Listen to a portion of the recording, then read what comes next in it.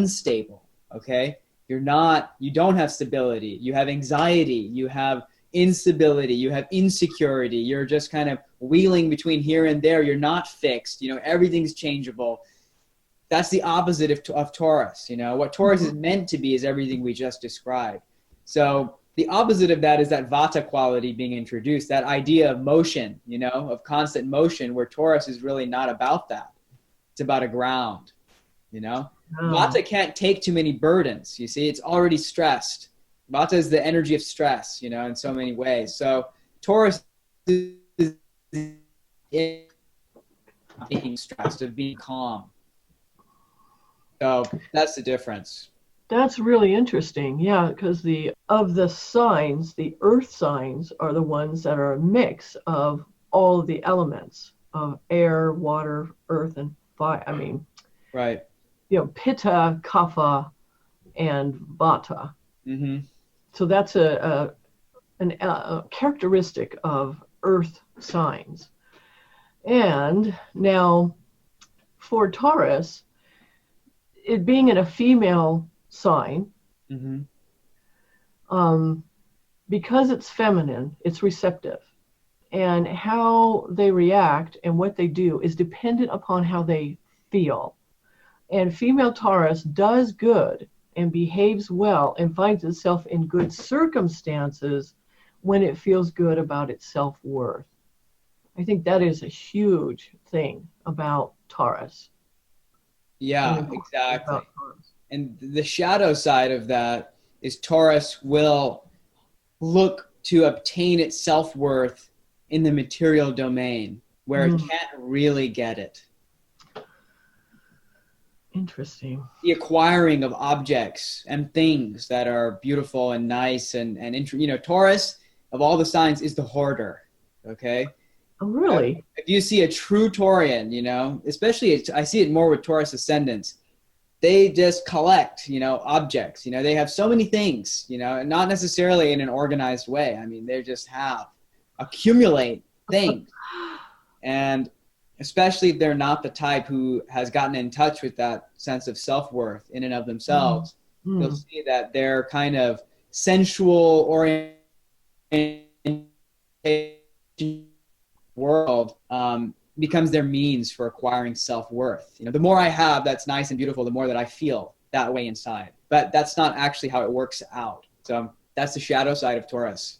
They need to develop that true self-worth internally and not get materialized completely.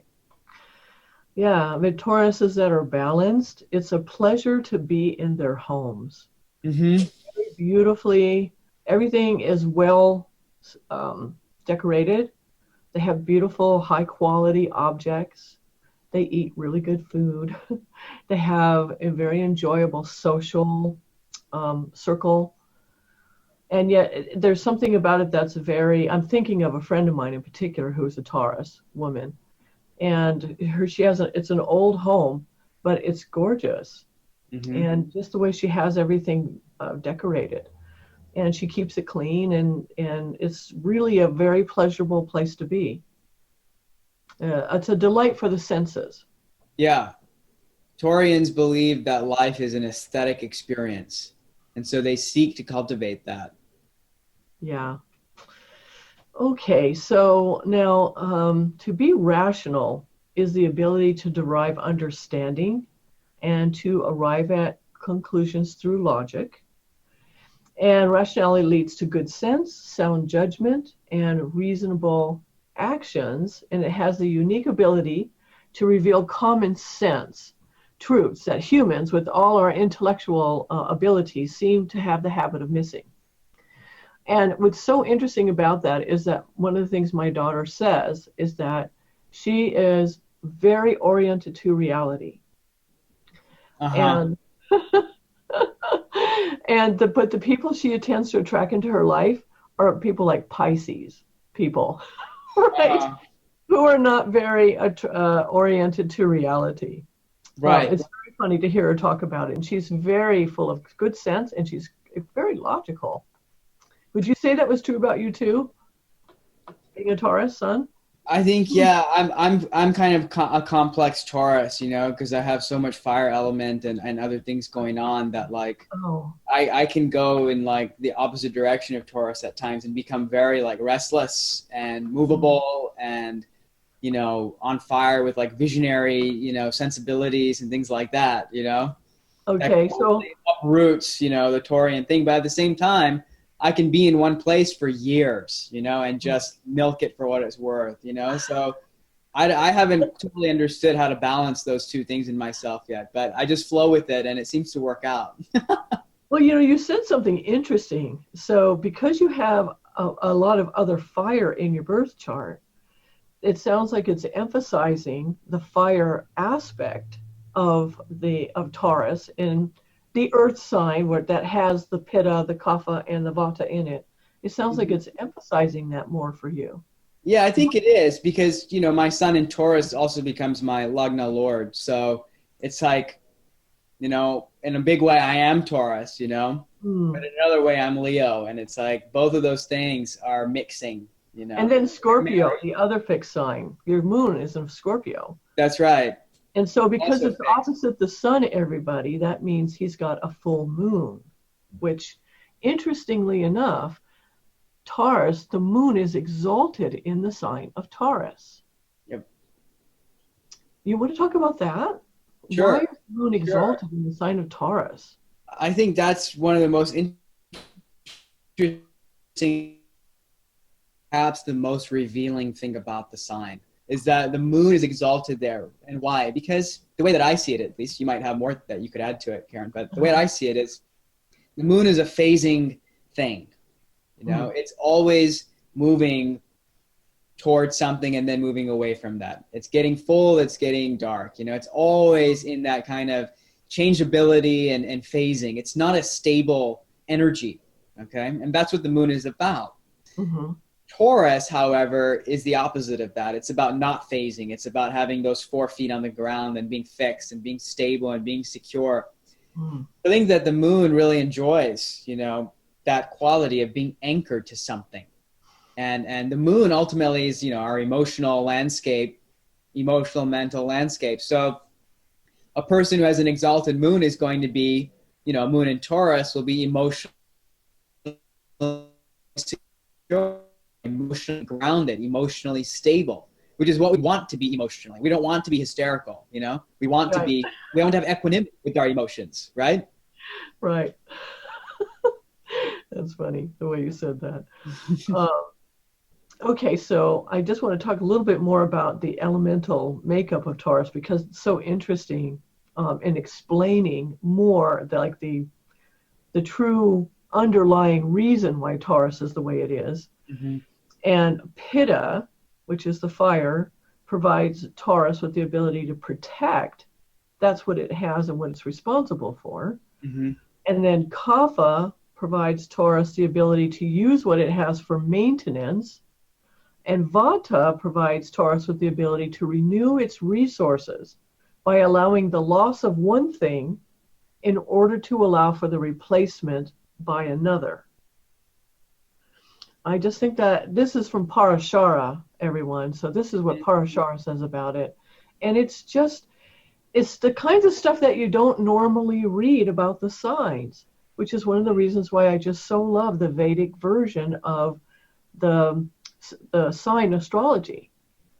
It just goes to a different level. It's Mm-hmm. very fascinating. And so this stuff that we've been talking about is this. Is your dog a Taurus too? He's not a Taurus, What is he? but he has an exalted moon. Does he really? You have his birth chart? That's I have amazing. my dog's birth chart. Yeah. So cute. Isn't that amazing? So his moon is in Taurus. His moon is in Taurus. Oh, and you're the sun. I'm So the that's sun. like, oh, how sweet is that? The sun and the moon? Oh, Yeah, that's it's pretty great. cool. That's a true, He's very emotionally stable. how great is that? So that's a true marriage there. That is so cute. Oh, and that reminds me, on another point, when we were talking about how Taurus doesn't like change, I wanted to Uh-huh. add one element to that, which is a misunderstood part of Taurus, is this idea that people take the idea that Taurus doesn't like change to think that Taurus is not adaptable, but that's not true.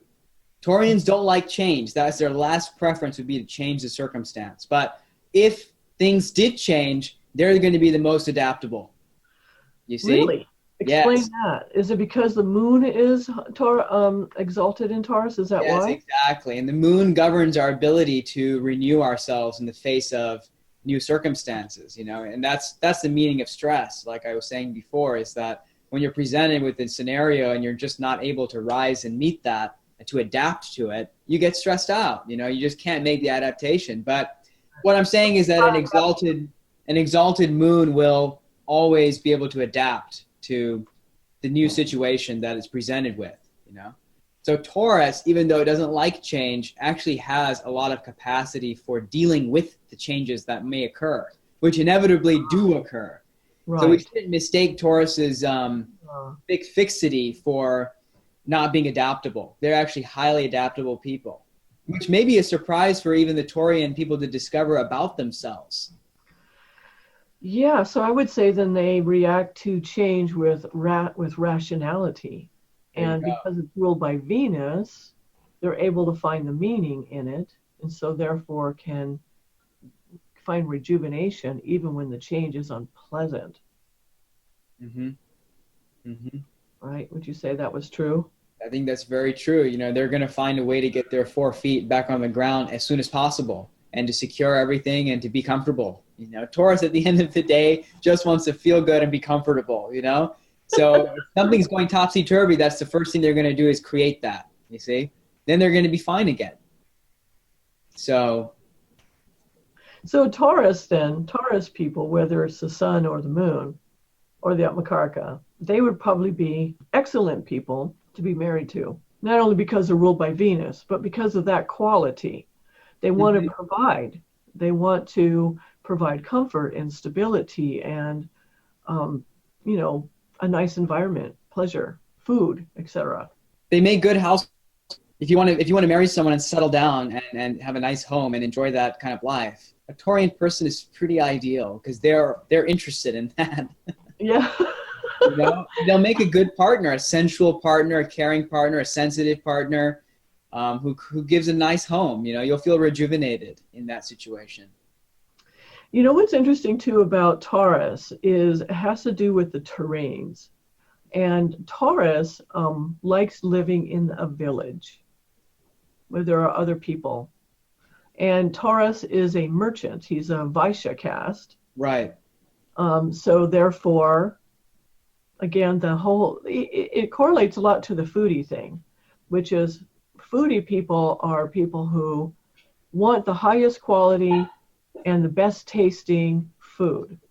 Mm-hmm. And that is like a Vaishya quality in that, like say a lot of Taurians might be artists, for instance.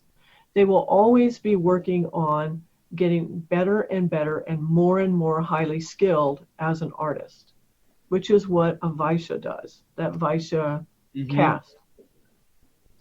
And see, Vaishyas are also, they're merchants, you know, they're selling something. They're involved in the exchange of goods. And Taurus it does that, you know, kind of in an interesting way because they are so attuned to what's nice and desirable, you know, in life, and they readily acquire those desirable, valuable things. They usually have more than they need. And so they, without even thinking about it, they think, oh, well, I should sell that thing. I should sell this thing. I could, you know, open a restaurant and make this food because it tastes so good.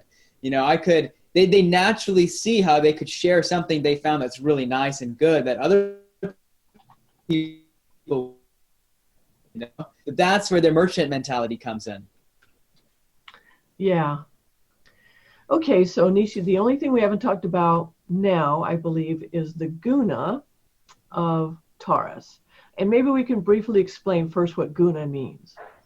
Okay, guna means quality. That's the best translation of the term. It means quality. And depending on who you're reading, you're going to get all kinds of different ways in which this concept is being applied. In Ayurveda and in Samkhya and other philosophies, they're looking at guna as like a psychological quality or constitution of a person. Okay. Or orientation. Orientation, yeah. Now, Parashara, when he attributes guna to things, he's looking at guna as what motivates the sign to do what it does. Okay. Ah, so you say Parashara, and I'm saying Parashara. I'm assuming you're saying it Yeah, the correctly. second A is long. I believe I Parashara. am. Yeah, Okay. yeah, it's the second A. Okay, so the three gunas are Sattva, Tamas, and Mhm. Rajas. And so we're not going to go into a description of what those all mean, but we'll talk about Rajas because that's what Taurus is. Right. And it has to do with illusion and thinking that you're the doer instead of the being done. So that's what Rajas is. So there's a consciousness of I am doing this thing. And instead of, realizing that the action is, they're really being acted through. They're more like of an instrument. All of us are. We're more of an instrument of the divine than we are the doers, the ones who actually making things happen. We're doing everything in concert with the divine, though we don't tend to think of it that way. And certain signs, especially, are more dominated by one of the gunas, and Taurus is more Rajas. So do you want to talk about that a bit too? What do you want to say? Sure. I would say that the idea of Taurus as a Rajas guna sign is that Taurus is motivated by desire.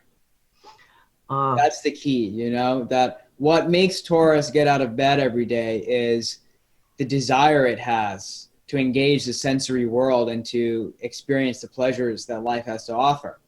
So Taurus is not motivated by a sattvic impulse or by a tamasic impulse. It's motivated by wanting to experience the world and the desire that it has to experience Okay, those so you things. wanting to That's experience, why it's Rajasic. you said wanting to experience the world and then you cut off.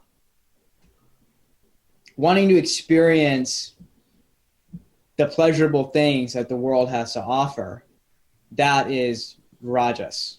That's the Rajasic quality of Taurus, Even though it's a fixed sign and a stable sign, and Rajas is about activity and generating activity and stimulation, the point is that Taurus is fundamentally oriented toward what it can gain from stimulation. You see? So there's some attachment there. Rajas Oh, has to do with yes. attachment. So for Tauruses to be happy, how are they going to be happy? I mean, they're meant to be Rajas because that's what they are. So there must be some value in that, obviously. Yes. But I guess when it gets imbalanced is when it's a problem, like you were talking about the hoarding thing.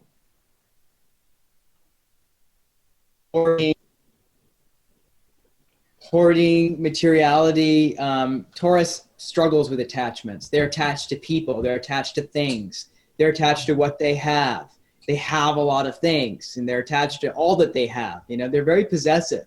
Very. And that's the problem, is that that's a natural quality on the one hand, but it also has a pathological shade to it. So Taurus, I always like to think that the opposite sign is something that every sign needs to incorporate. So Taurus needs to get something out of Scorpio, which is not facing outward at all. Scorpio is just looking at the internal, personality, the inner world, the world of transformation and strengthening one's weaknesses and all of that. It's not materialistic, Yeah. So Taurus can suffer from superficiality when it needs to cultivate depth. So it's moving towards Scorpio. You know what's interesting about... I think all Taurians can benefit from Scorpio qualities. Yeah, definitely. Yeah.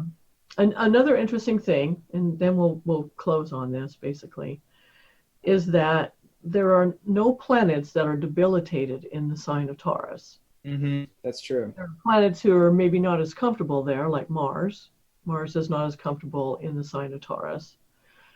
Jupiter is not as comfortable in the sign of Taurus, but there is nothing debilitated in the sign of Taurus.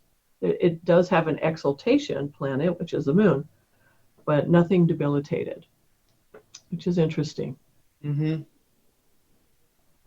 It's part of its, I think it's part of its, not necessarily its gentle nature, but there's something to think about there. It's just so foundationary, you know? Yeah, because it's Earth. Okay, so, well, that was an Yeah. interesting conversation about Taurus. There is one other fun thing that we might want to mention, and that is the color of Taurus, which is white. The color is white. Mm-hmm. And this comes from, let me see, this has to do with mixing all of the colors. So earth colors. So earth signs are all colors combined. And combined and mixed is white, which is Taurus. And so one of the ways that you can honor Taurus and bring more of that Venusian, Taurian energy into your life is to maybe wear white colors, white flowers. I mean, it's the time of year for flowers for sure. Mm-hmm. So having white flowers in your house, and particularly in your bedroom, because the bedroom is ruled by Venus, which rules over Taurus. And you have anything else you want to add to that about the color white? I don't. I think you covered the white. Okay. Okay, so, well, that was fun. Thank you, Neeshee. That was an interesting conversation about Taurus. Yeah, sure. Again, as usual, if you want to have a consultation with Rishi, like maybe you want to talk about the Panchakarma for yourself and what you can do at home, then contact him. And the information for that will be below. And I'm available for consultation as well. And we can look at Taurus in your chart and see if there's things that are out of balance there and how to bring that into balance and how to maybe make the most of that. Until next month, until Gemini season, goodbye. We'll see you then.